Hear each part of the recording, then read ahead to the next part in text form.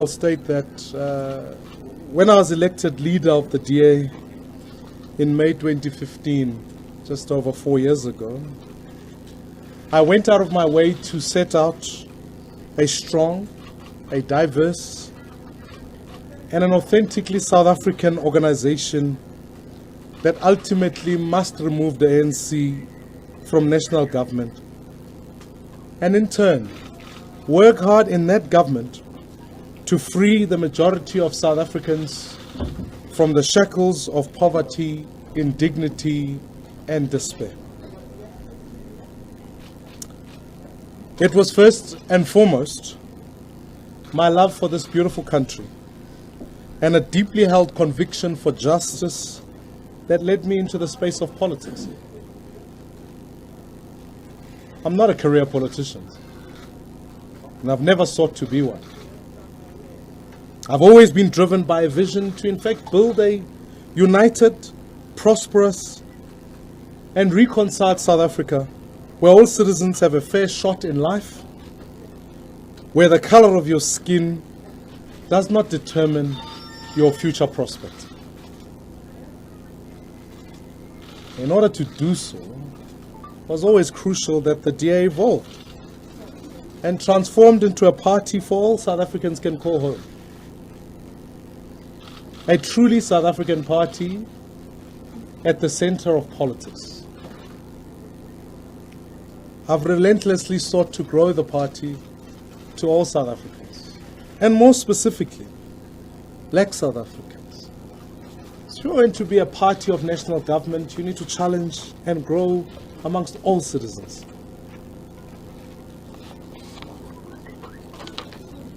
I indeed fundamentally believed that if the DA was to become a party of government, it needed to look, it needed to feel, and it needed to be a home and a place that would belong to all South Africans.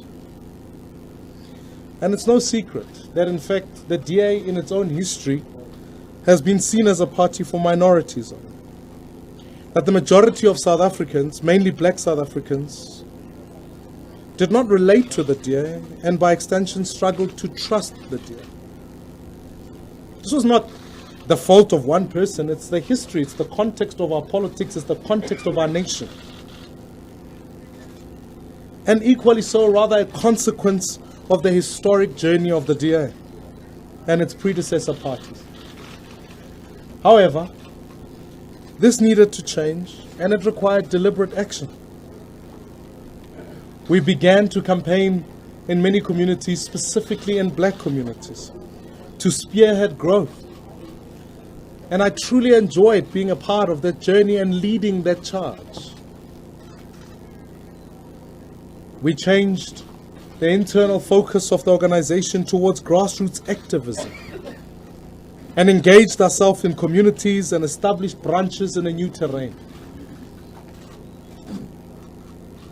Activists came on board. They were inspired.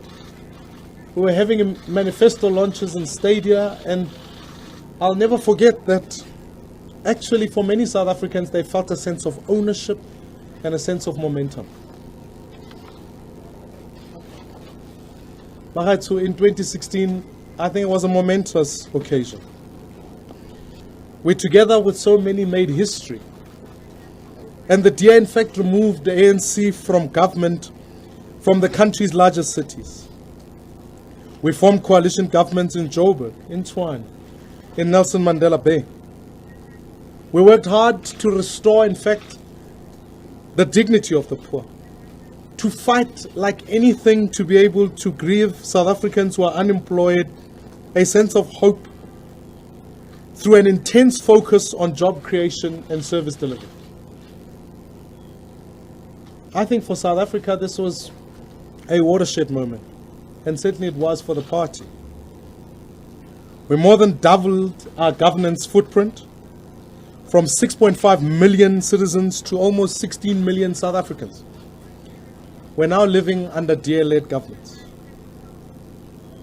Forming these DA governments obviously was crucial to our project and a vital step towards building that trust with South Africans who were by by and large, skeptical of the DA. I maintain it was the correct decision to form those governments. I've never been more proud of the fact that the city I grew up in under apartheid became a city that now was governed by a DA and a new South African party.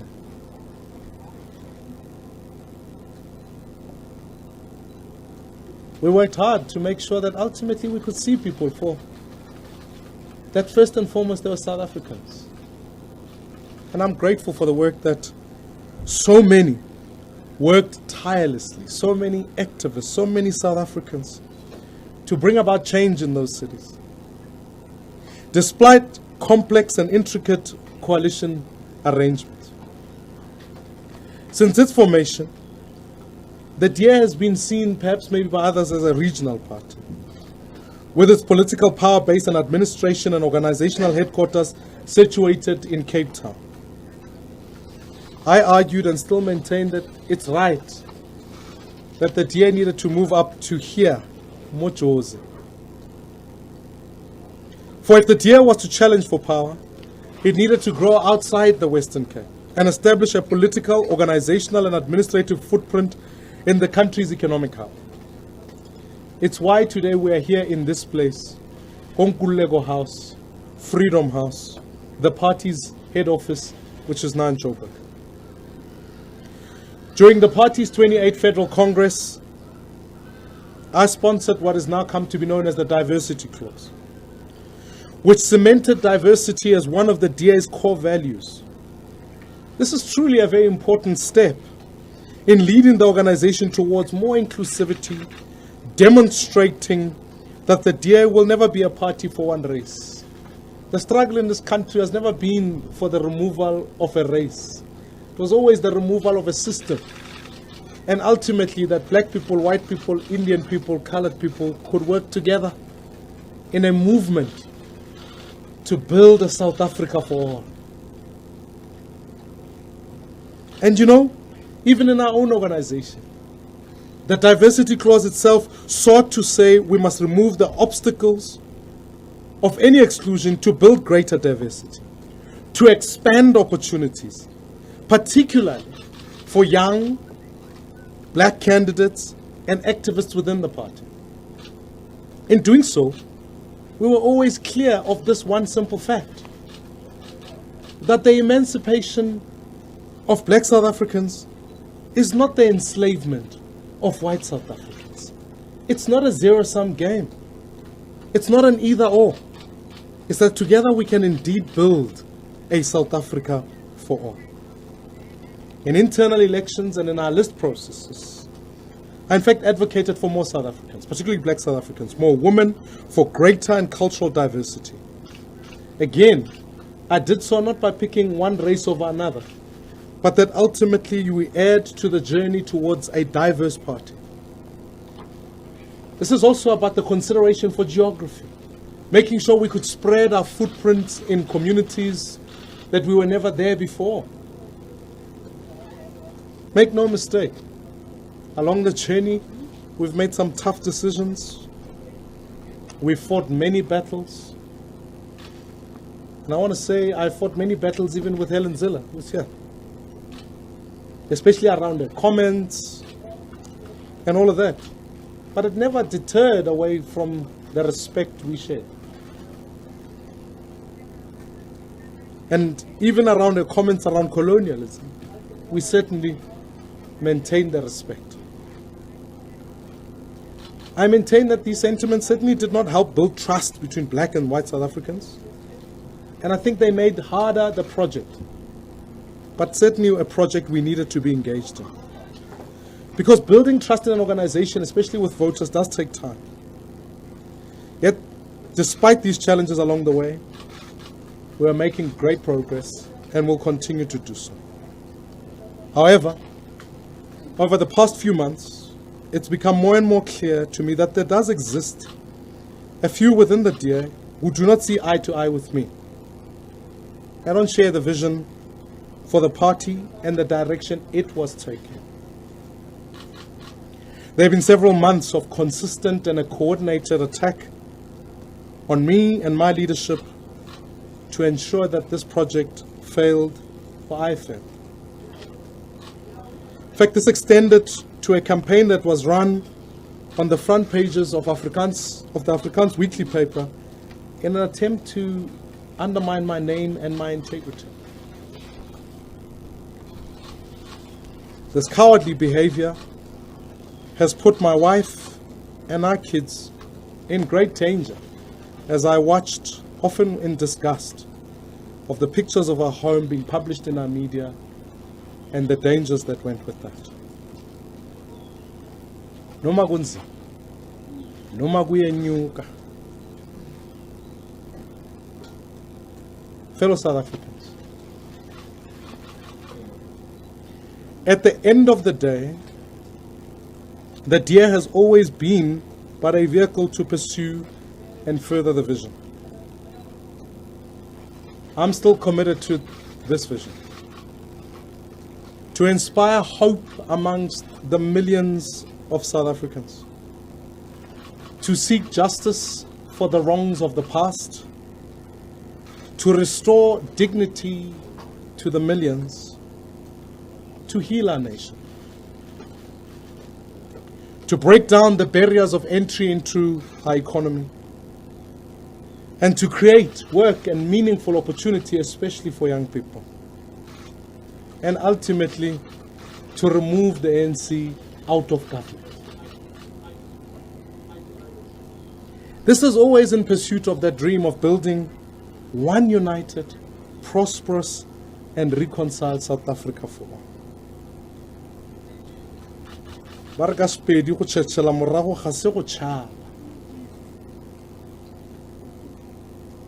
There does come a time when leaders must step back from all noise and conjecture and make a sober and honest assessment as to what the future indeed does hold.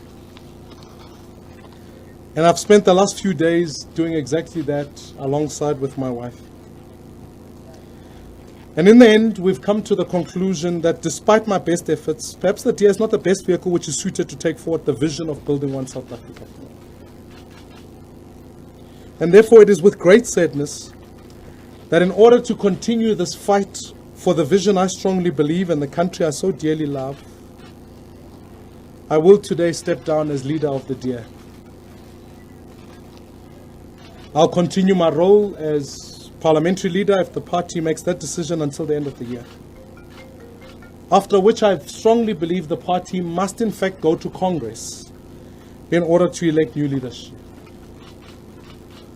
I want to say to every South African that I've engaged with on the road, I've spoken to so many people. I will see you. I'll see you in your communities. I'll see you in your homes, for the struggle continues. I want to thank all the activists that I've worked with. So many people who have been so proud, who have put on DA shirts and even in the face of danger, campaigned for the organization. I want to thank every public representative, members of parliament, members of provincial legislatures, councillors. And I especially want to thank the staff members of the DEER. You guys gave your all. You worked tirelessly despite what was happening. In particular, I've worked with so many, the different CEOs, strategists that I've worked with. But also in particular, I'd like to thank every provincial leader I have worked with over the past 4 years. Ke lebogela support ya lona and ndiabulela enkosi. I want to thank James Self, who I know is not here. James worked hard as the Federal Council Chair, and we served together throughout this time. I want to wish the DA success in future, and I also want to say to the new Federal Council Chair, Helen, I want to wish you the best in going forward as Federal Council Chair. I also want to thank my friend and colleague, someone I've worked with, Ethel Trollope, who is here with me today. Ethel and I got elected at the same Congress in 2015. We served together, and we'll continue our long friendship and our ability that we've always been able to share many moments together. In closing, my family has taken a lot of stress. I want to thank my wife, I want to thank my kids, I want to thank my parents, who, for them, have always inspired hope. That even though they suffered so immensely under apartheid, they never taught us racism. They allowed us to build a mixed marriage. And we're proud of that. They paid the price for me to get my education, and they lived with a dream that said that one day our child can lead in any context. So, mamam diabulela, kopapaka ke a leboga. And to my wife, Natalie, she's been an incredible pillar of strength. Regardless of how tricky and how difficult it may be, she has been there. Our commitment to this country is that we will continue to fight. We are not stepping away from politics. We will continue to save our nation, to serve our nation, and we will continue with a vision for one South Africa, South Africa for all. And so long as I have lungs, I have air in my lungs, that dream, that fight must continue, and the fight must carry on. Ke a leboga, diabulela, enkosi. God bless South Africa. Morena boloka setjhaba sa heso.